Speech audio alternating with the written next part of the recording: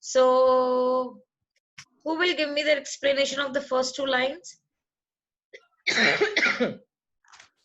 Who can explain the first two lines? Yonder sky. Mahuttirna came. Girija, yes, Girija, try. There's a lot of noise, children. I request you to please click on the mute button. Yeah. Only Girija, answer. Mahuttirna came. I can't hear you. Mahuttirna came. No, that don't tell me who have entered. I will again show the attendance list and will mark them. You give me the answer, Girija. Ma'am, the Chief Seattle in these first two lines says that the nature has been very much helpful and kind towards the Native Americans for centuries untold. But from today it's gonna change as it's as it is gonna go in the hands of the white Americans. White settlers, yes. White settlers. So it's gonna be dark from today. So ahead, that is their future, seem to be overcast with clouds. Tomorrow means future. Aishwarya, you wanted to say something? No, ma'am, the same thing. Okay. So we see that. He is. What is this speech all about? What is the speech all about? What is this all about? Ma'am, feelings. Feelings. Yes. What is the speech all about? Ronak says feelings. It's not feelings. Cheshta, would you like to try?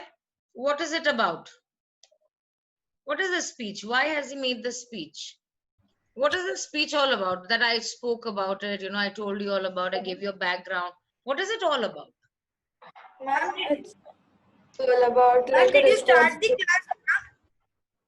I've asked one person. I cannot hear, two people speaking at the same time. So you give me your name and then I will call out whether you have. Ma'am, did you start the class because ma'am it was going to start on 11:45, no? Yes, 11:45. I had taken attendance and I'm taking a recap right now. I have not yet started the class. Ma'am, because I had some connection issues, so I got connected late on that. No problem. I have not started yet. Ayman, would you like to try? What is this entire speech all about? Ma'am, can I try? First, let's let Ayman say. If she says I do not know, then I will give you. I'll transfer that question to you.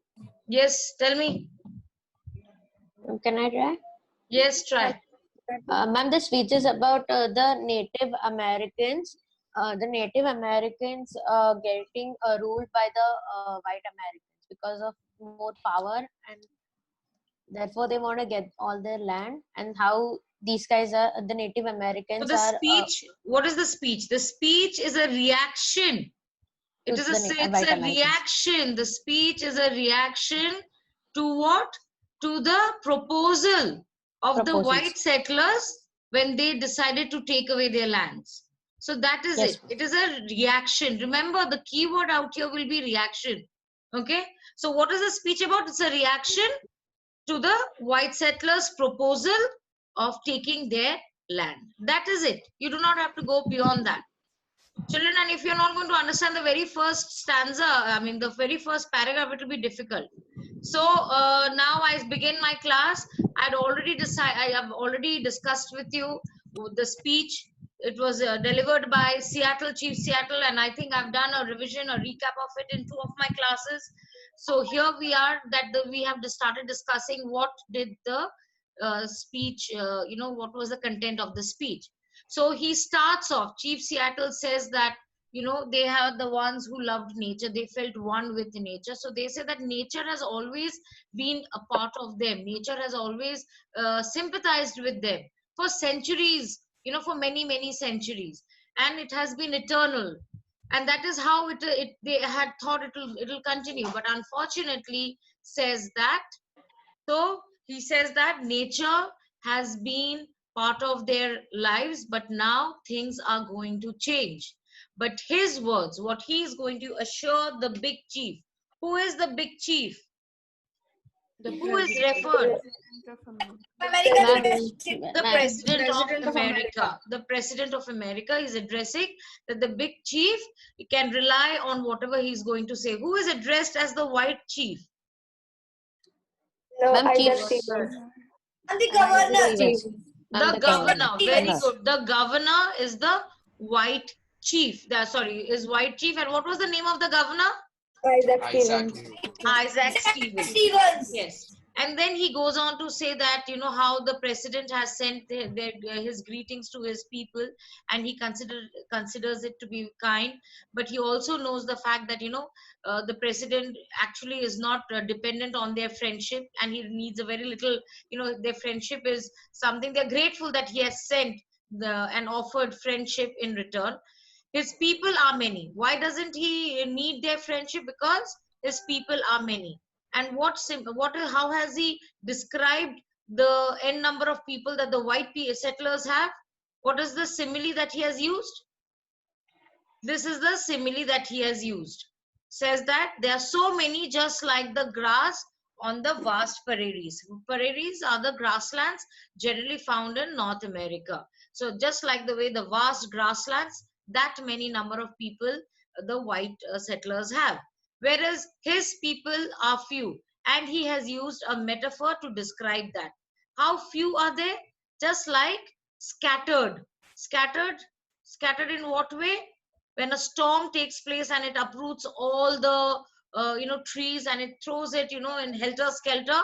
That is how his people have reduced, and they are all spread in different directions. So that's what he says. The great and I presume good white chief sends us word that he wishes to buy a land. So Isaac Stevens had proposed to buy the land. That also we had discussed. And where did we stop? We stopped here. He says that this indeed appears generous, for the red man no longer has the right that he needs to respect, and the offer may be wise. Now, what is the offer? What is the offer given to them, to the red man? Taking the land. Louder, please.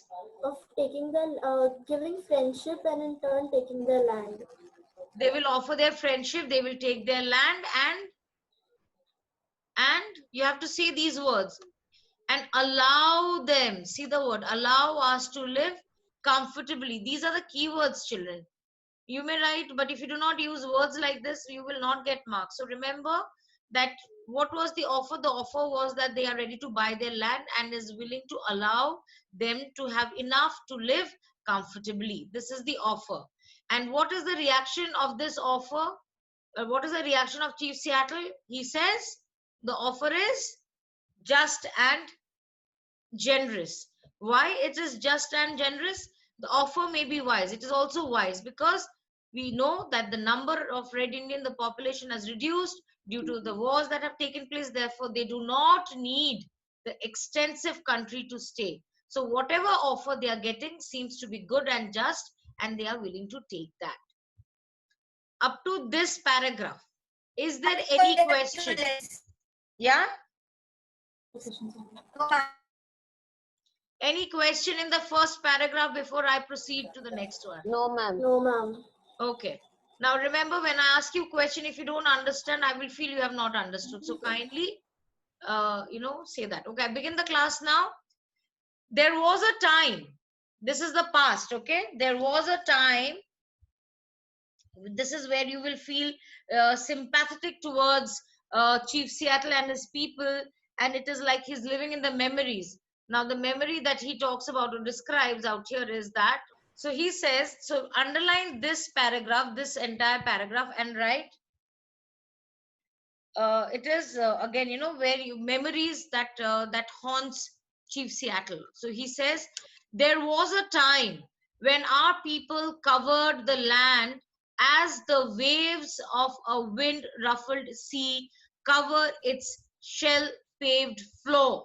So he says, there was a time. Today their numbers have reduced, but there was a time when the people, when Red Indians were everywhere. That is their land, that is their place. It is the white settlers who have come and taken over. Okay, so that's why he says there was a time when there were so many of us, and it was, he makes a comparison. See, as this line, can you see this line?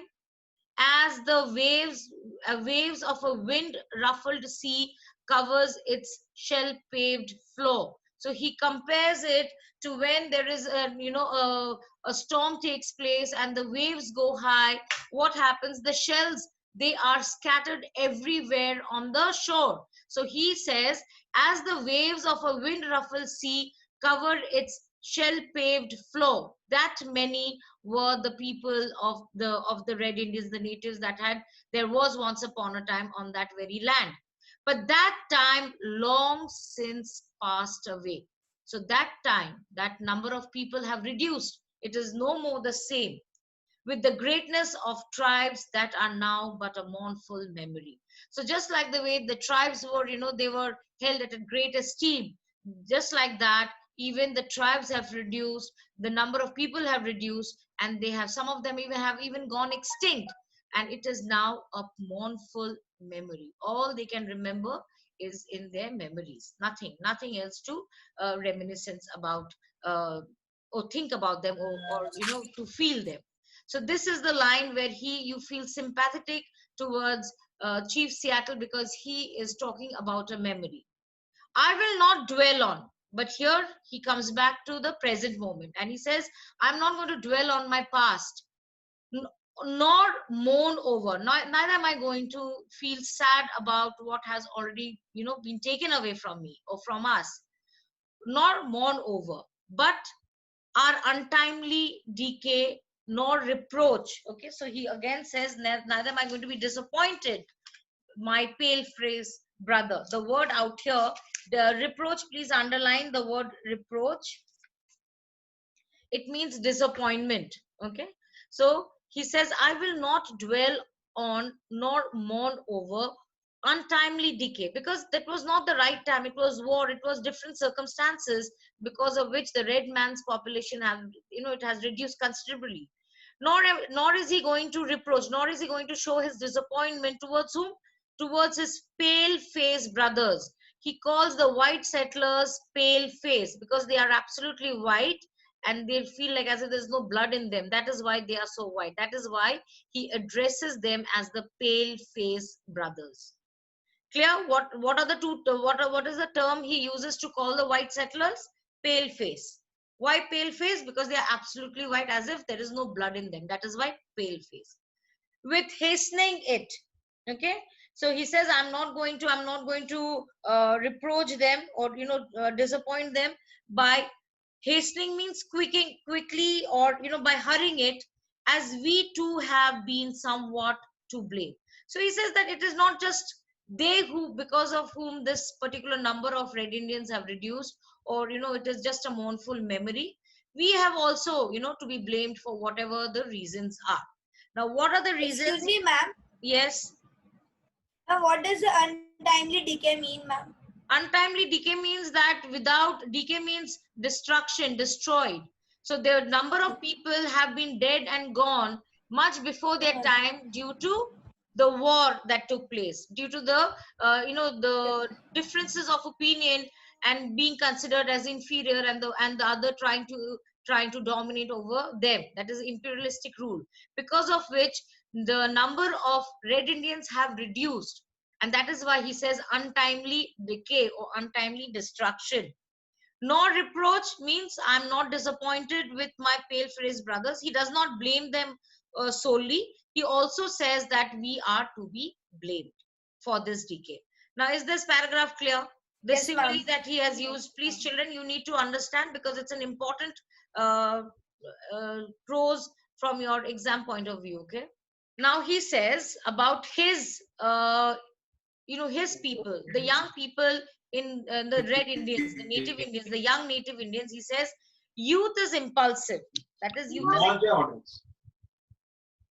youth is impulsive.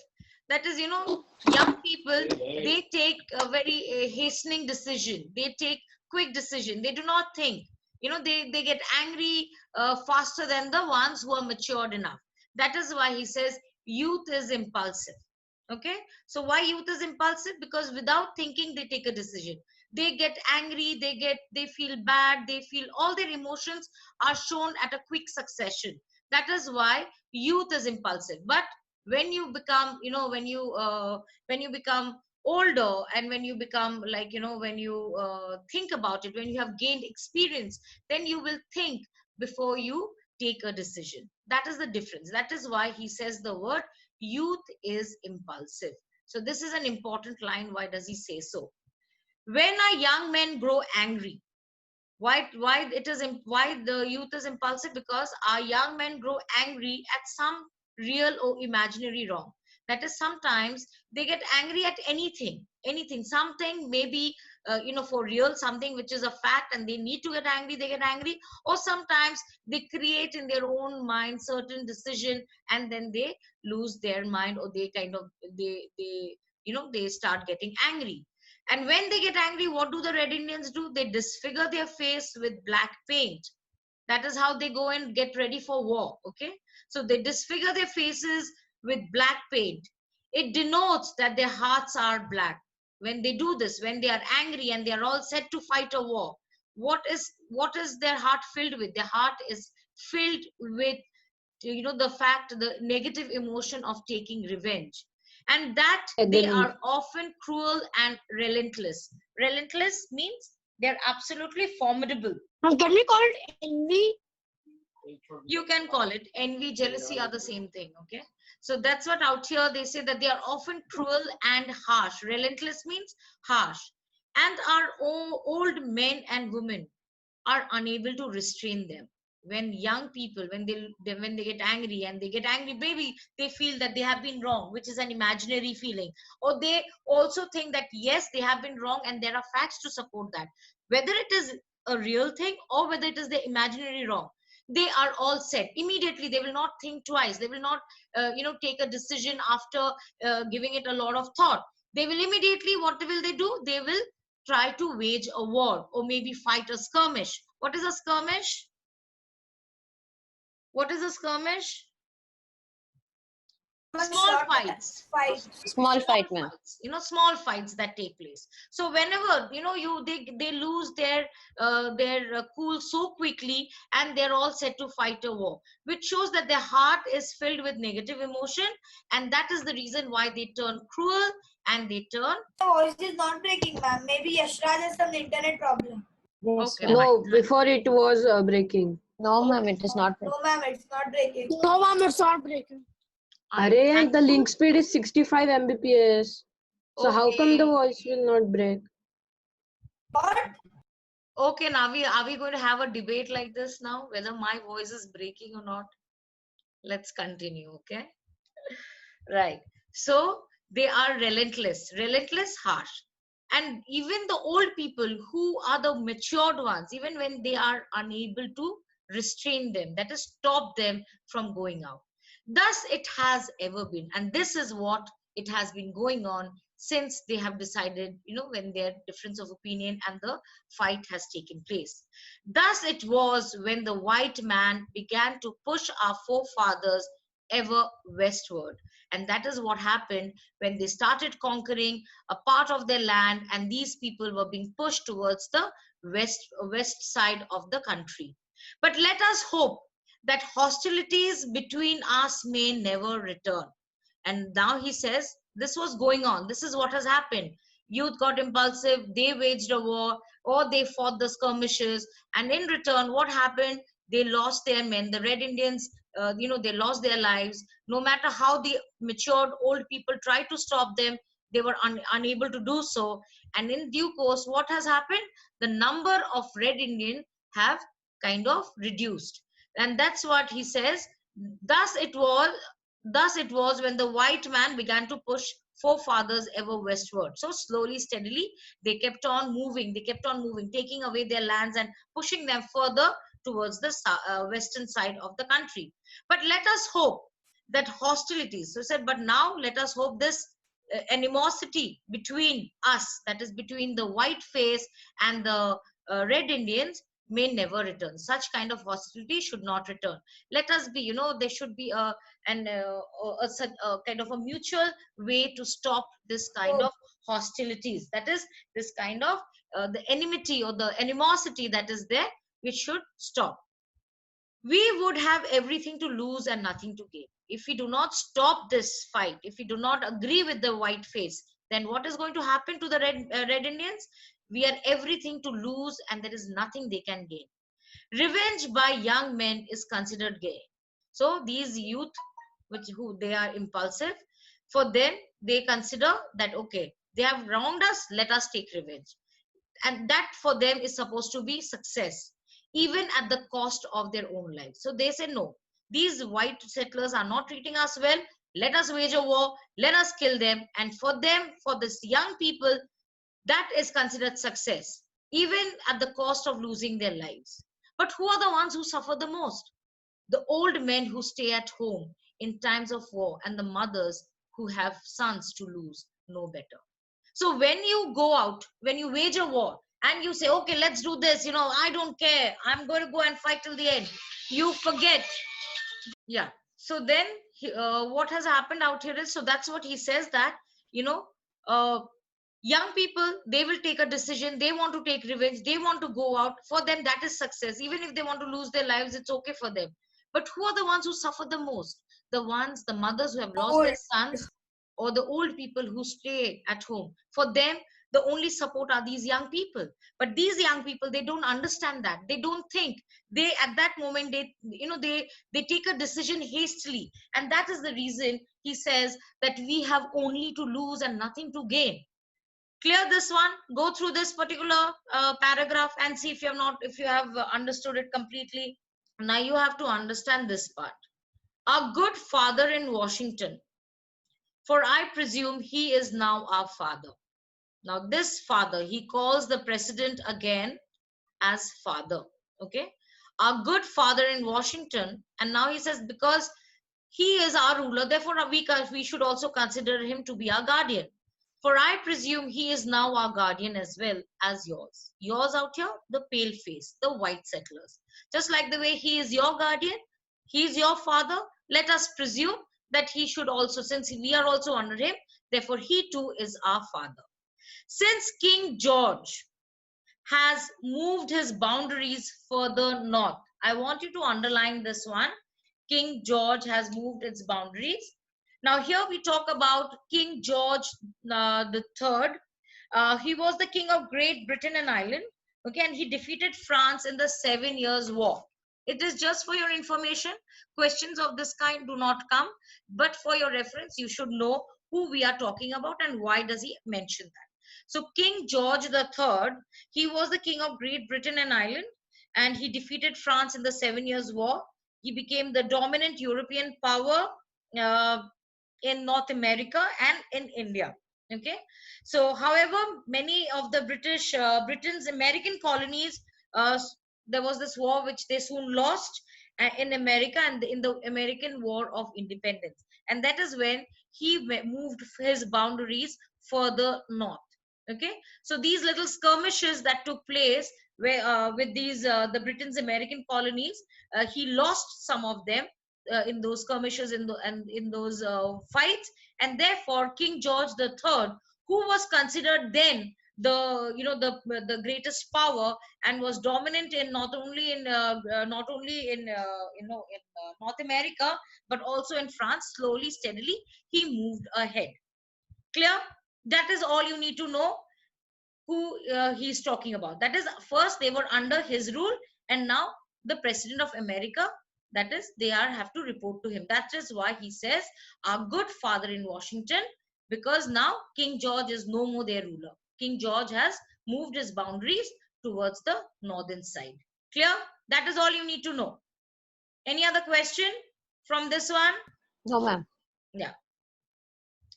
I say further north, our great and good father. Now you see he's calling our great and good father, and he says, I say, sends words that if we do as he desires, he will protect us. Now you see the line out here.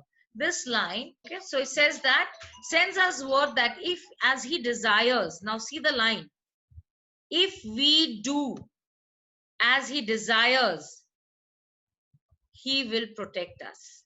What does this line, what do you understand by this line? Who can tell me? What do you understand by this line? Ma'am?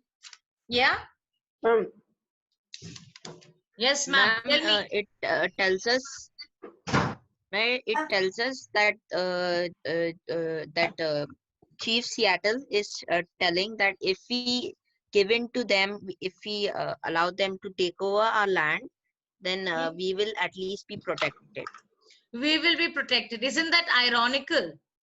Isn't Yes, it ma'am. ironical that once you're sending good wishes, friendship? So basically, you need to remember two things.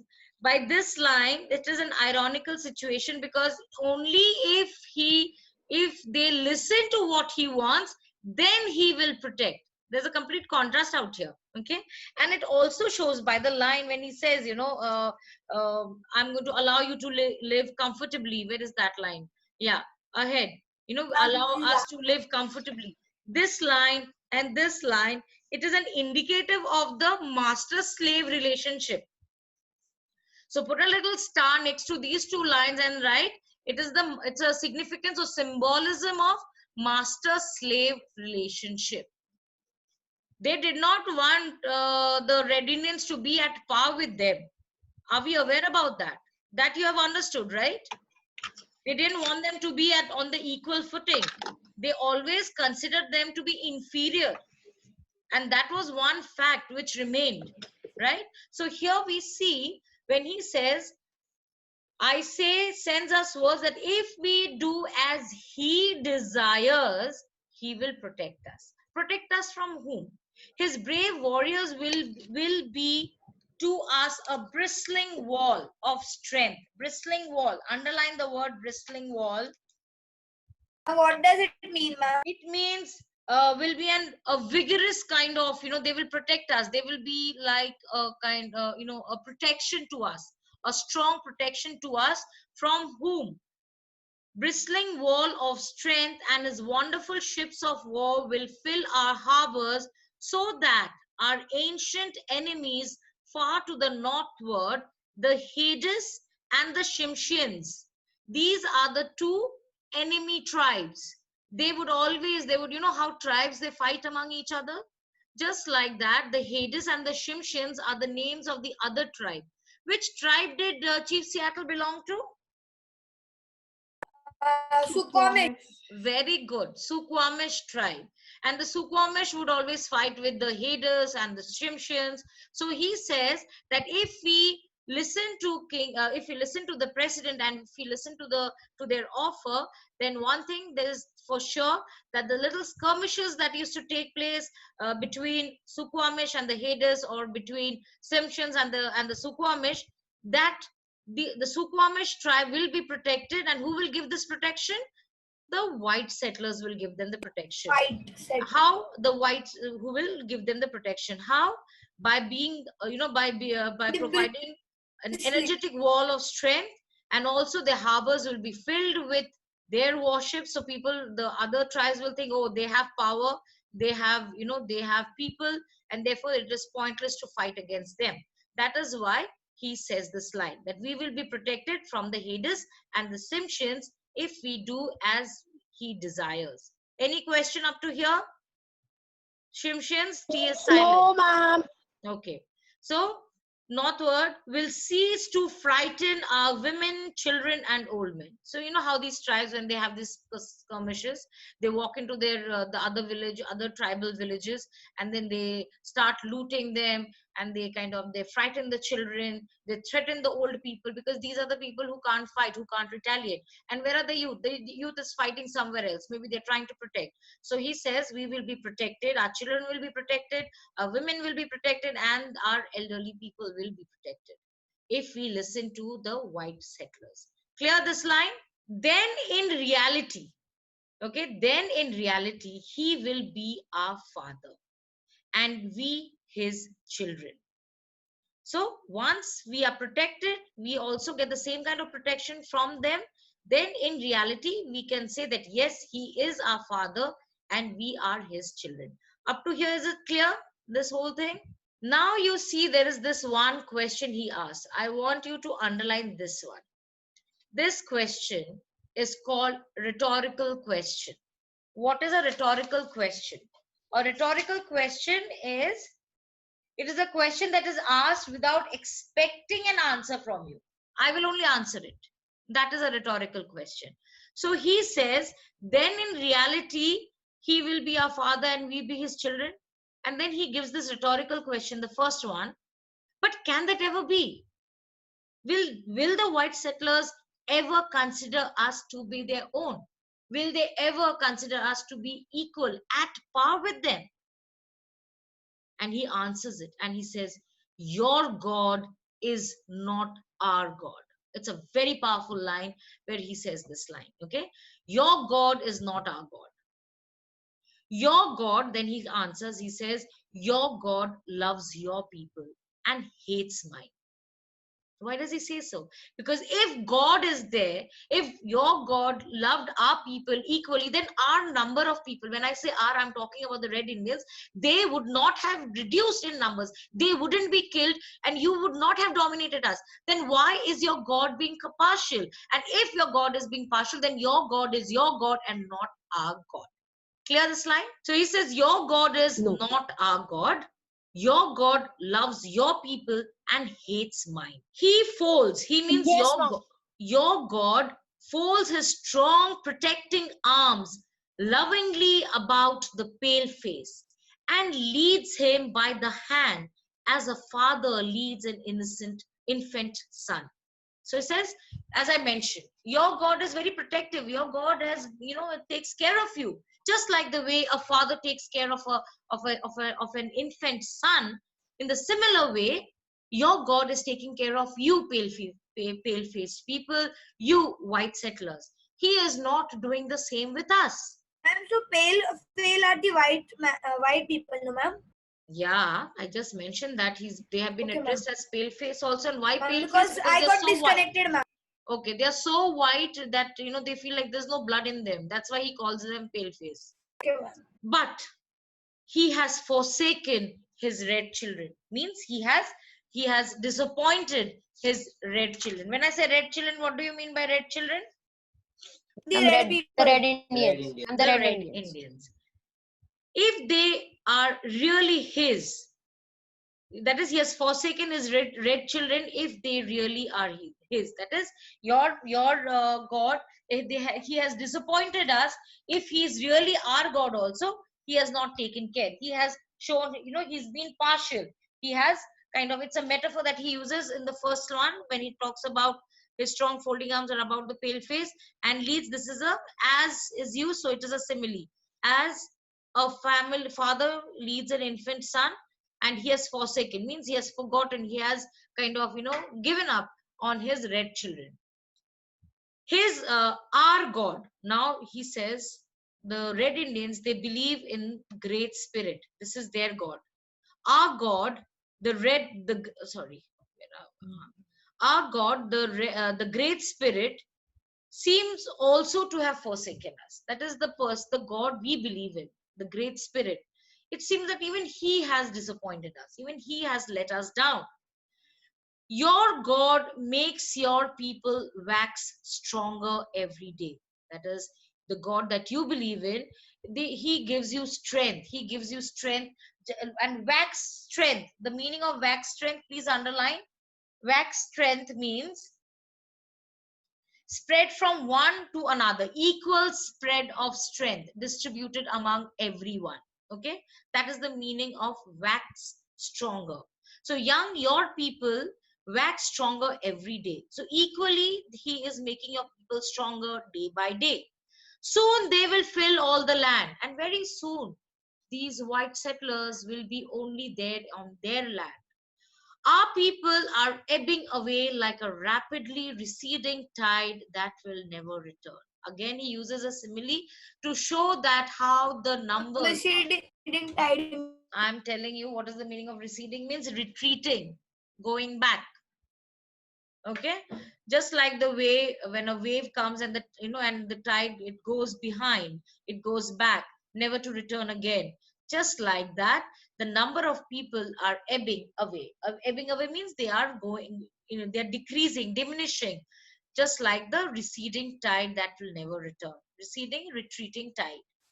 The white man's God cannot love our people, or he would protect them. So then he concludes that I'm sorry, but your God, the white man's God, the pale-faced people's God, cannot love the red Indians. And that is the reason why the numbers are reducing day by day. Any question? Then he says, where are we? Or he would have, if he would have loved them, he would have protected them. They seem to be orphans. Who is this they we are talking about? Who is they? The white man. Red Indians. Red Indians. They seem to be orphans, without any father, without any guardian. Their God has forsaken them. The white-faced God does not love them. Therefore, if the white man's God loved them, then they would have protected them. Unfortunately, that is not the case. Therefore, they feel like they seem to be orphans who can look nowhere for help. So just like orphans, they do not know whom to go to. Their gods have forsaken, their own God has not taken care of them. So they feel like they are like orphans. The red man is like an orphan, and they cannot look for help anywhere. Then he says the second rhetorical question. The second rhetorical question. Then how can we be brothers? Then how can you consider us to be brothers? How can your God become our God and renew our prosperity and awaken in us dream of returning greatness? So you see, he says, what does he say? He says, how can, if this is the case, if this is what I read before, if this is what has happened, then how do you consider us to be brothers? How do you consider us to be at par? How can your God become our God? And can your God return in us the greatness that we once experienced, the privileges that we once had? Can your God return that, renew our prosperity and awaken in us? And can you give us that hope? Can you give us that same kind of, renew that desire in us, the dream in us that our greatness shall return one day? These are the second and the third rhetorical question. Any question over here? Rhetorical question. I hope you all know what a rhetorical question is. I already mentioned it. Yes, ma'am. We only ask. Yes. If we have a common heavenly Father, then again he talks about. So let's take into consideration that our Father and your Father is a common Father. Our heavenly Father, the Almighty. This heavenly Father, the Almighty. Okay, God. He says that suppose we have a common Father, and then in that case he is partial. He's not fair, because he came to his pale-faced children. Because why is he partial? Because he took care of you, he protected you, he gave you all the strength, he gave you the all the good things. We never saw him, and there was no God when they were fighting, when their people were dying, when they were being attacked from every possible corner and every possible place. No God came to rescue them, no God saved them. So he says, we never saw him, we never felt your God, the God, even if he was a common God, we never felt him. He gave you laws, but had no words for his red children. So your law, that is your God, there were certain laws that was laid down. There are religious points, there are religious ways to tackle certain things. So he gave you laws, but there was nothing said about his red children. That is, who are the red children again? The Red India. Red Indians. The red Indians. Okay, and then he says, I want you to underline this, whose teeming multitude once filled this vast continent as stars fill the firmament. This is a very important line, and questions like this can come where you will be asked to explain the given line. What does it mean? Okay, so please underline that one. And children, I'm going to end the class because I have another class in another 5 minutes. So I'm going. This explanation will take time, and I will continue in the next class. But now you can ask me question regarding what we have learned so far. Did the white Americans really help the Red Indians? No, Oh. there was master-slave relationship. They never considered them to be at par with them. Ma'am, the Yeah. Red Indians still live in America till date.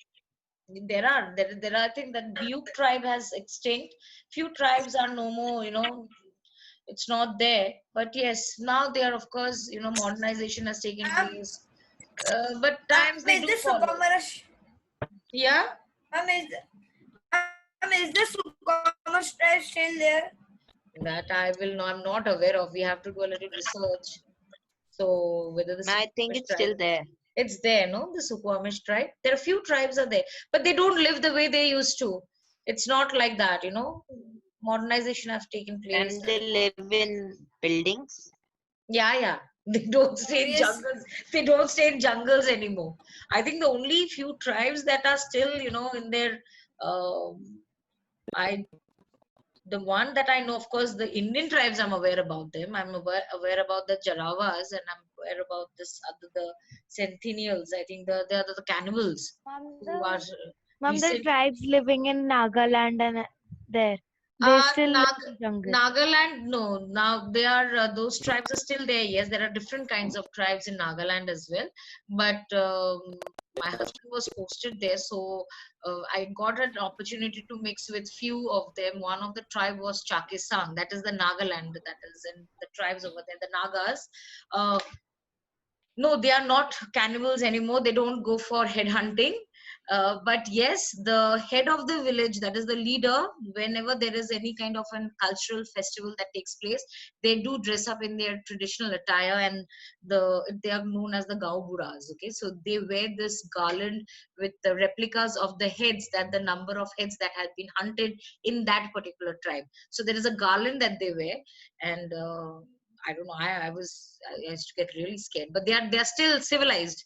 They don't eat human beings like the Centennials. I think they are the ones who eat. They're cannibal. And not recently. I think 2 years back, some missionary and evangelist had tried encroaching.